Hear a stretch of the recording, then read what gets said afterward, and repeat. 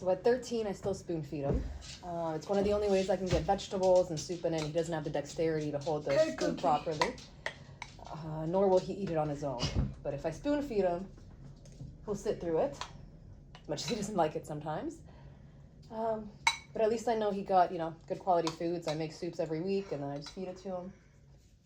He sits here with his mama, and then sometimes I get to eat at the same time.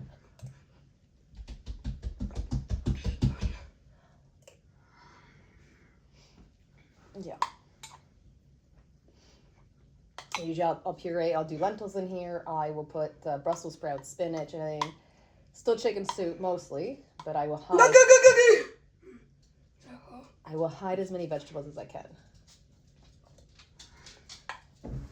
And then the lentils give them really good fiber. And instead of noodle, I'll use egg. I just kind of beat the egg and I string it around.